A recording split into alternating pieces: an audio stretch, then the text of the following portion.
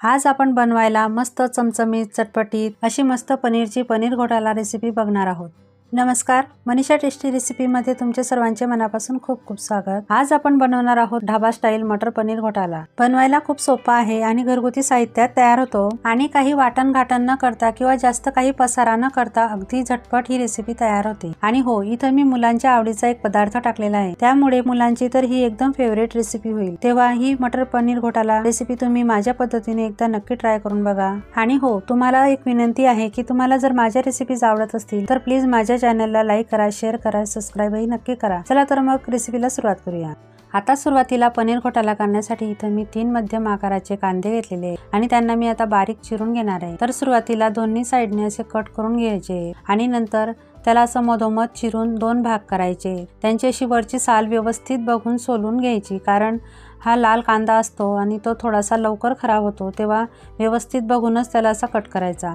आता चाकूने मी असं उभा स्लाइसमध्ये कट करून घेते आणि नंतर त्याला पलटून आडव्या साइजमध्ये असे बारीक चिरून घेते।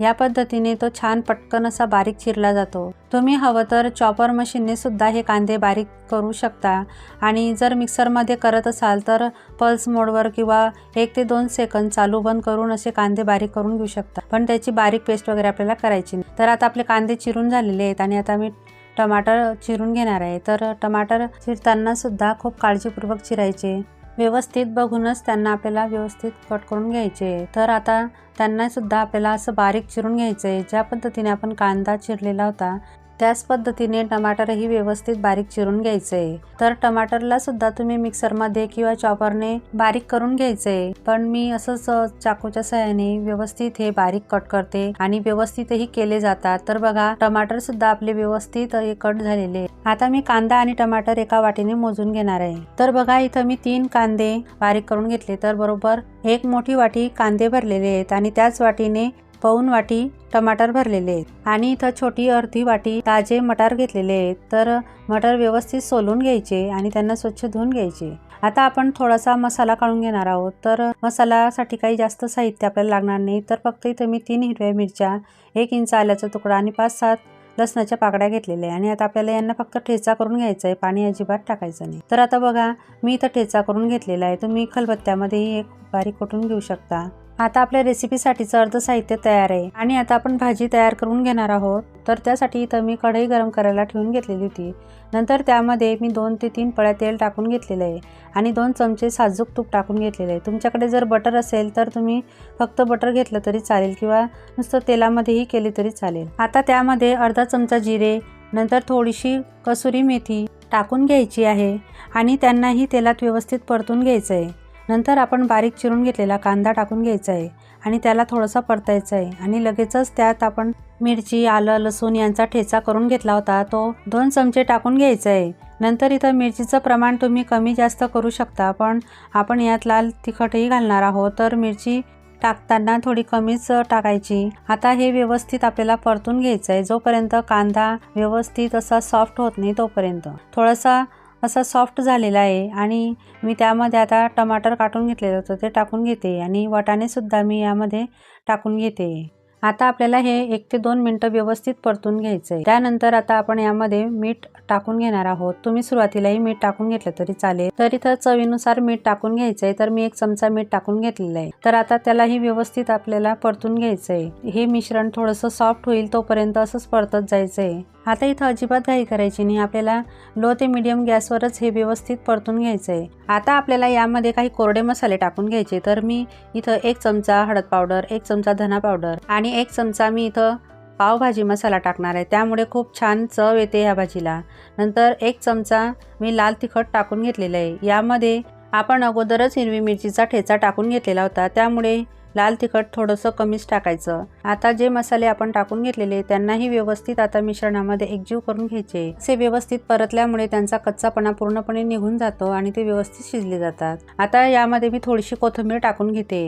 कोथिंबीरीमुळे ह्या मसाल्यांना खूप छान टेस्ट येते आणि तिलाही या मसाल्यांमध्ये व्यवस्थित परतून घ्यायचं आहे आणि आपल्याला हे तिथपर्यंत परतायचं आहे जोपर्यंत भाजीला व्यवस्थित तेल सुटत नाही तोपर्यंत। आता बघू शकता भाजीला छान तेल सुटत चाललेलं आहे। आता यात मी 1 ग्लास गरम पाणी टाकून घेणार आहे। तर इथं पाणी घेताना कोमट किंवा गरमच टाकून घ्यायचं आहे, त्यामुळे भाजीला छान चव येते। थंड पाणी अजिबात टाकायचं नाही। तर याची कन्सिस्टन्सी या पद्धतीची हवी। ही भाजी जास्त पातळ नसते, त्यामुळे पाणी घालताना 1 ते 1.5 ग्लासच टाका। आता मी यावर झाकण ठेवून कमी गॅसवर 5 ते 7 मिनिटं याला छान शिजवून घेणार आहे। आता बघू शकता 5 ते 7 मिनिटं झालेली आहेत आणि मी आता झाकण काढून घेते। तर पहा, भाजी छान शिजली गेलेली आहे आणि रशाला छान तेलही सुटलेलं आहे आणि यात वापरलेल्या गेलेल्या सगळ्या भाज्या या देखील मस्त मऊसूत शिजले गेले आहेत।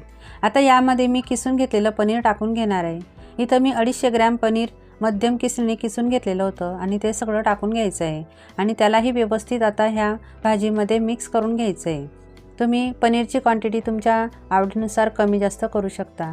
आणि हो, पनीर किसताना मध्यम ते मोठ्या किसणीनेच किसून घ्यायचं आहे, अगदी आपल्याला बारीक चुरा वगैरे करायचा नाही। तर बघा, आता हे व्यवस्थित मिक्स केल्यानंतर त्याला 2 ते 3 मिनिटं व्यवस्थित शिजू द्यायचं आहे आणि आता बघा पाण्याचं प्रमाणही यामधलं भरपूर कमी झालेलं आहे। आता मी शेवटी यामध्ये कोथिंबीर टाकून घेणार आहे आणि तिलाही व्यवस्थित मिक्स करून घ्यायचं आहे। यामध्ये कोथिंबीरीचा स्वाद खूप छान लागतो। आता बघा, मी अगोदरच सुरुवातीला सांगितलेलं होतं की मुलांच्या आवडतीचा जो पदार्थ आहे तो मी यामध्ये टाकून घेणार आहे। तर मुलांना चीज फार आवडते, तर यामध्ये मी 1 चीज क्यूब किसून टाकून घेणार आहे।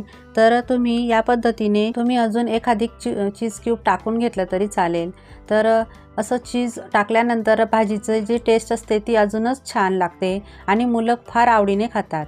आता मी शेवटी यामध्ये गरम मसाला 1 चमचा टाकून घेते आणि यावर झाकण ठेवून 1 ते 2 मिनिटं फक्त शिजू देणार आहे। आता बघू शकता 1 ते 2 मिनिटं झालेली आहेत आणि मी आता झाकण काढून घेणार आहे। तर इथं बघू शकता आपली पनीरची भाजी मस्त तयार झालेली आहे। अगदी परफेक्ट ढाबा स्टाईल आपली ही पनीरची भाजी तयार झालेली। तर हिलाच आपण पनीर घोटालाही म्हणतो। तर बघा, मी तुम्हाला दाखवते, ग्रेव्ही किती मस्त घट्टसर अशी तयार झालेली आहे। अशीच कन्सिस्टन्सी आपल्याला ह्या भाजीची हवी। तर आता मी थोडंसं हलक्या हाताने हे मिक्स करून घेते, म्हणजे पनीरचा चुरा होणार नाही। रंग किती छान आलेला आहे, अगदी परफेक्ट ढाबा स्टाईल आपली ही पनीर घोटाल्याची रेसिपी तयार झालेली आहे। तुम्ही ही भाजी पोळीसोबत किंवा पावसोबत सर्व करू शकता। तर आता ही भाजी आपली तयार आहे। मी गॅस बंद करून घेते। आता मी यासोबत पाव सर्व करून घेणार आहे। तर त्यासाठी इथं मी तवा गरम करायला ठेवून घेतलेला होता। नंतर त्यामध्ये मी थोडंसं साजूक तूप टाकून घेतलेलं आहे आणि आपली जी पनीरची भाजी तयार करून घेतलेली होती ती थोडीशी टाकून घेतलेली आहे। नंतर यावर थोडासा पावभाजी मसाला मी टाकून घेते। आता हे व्यवस्थित मिक्स करून घ्यायचं आहे। थोडीशी कोथिंबीरही मी टाकून घेते। तर आता आपण याची थोडीशी ग्रेव्ही तयार करून घेणार आहोत। तर त्यासाठी अगदी थोडंसं म्हणजे 2 ते 3 चमचे पाणी टाकून घेते आणि व्यवस्थित याला शिजू देणार आहे। तर बघा, आता व्यवस्थित ह्या ग्रेव्हीला तेल सुटलेलं आहे।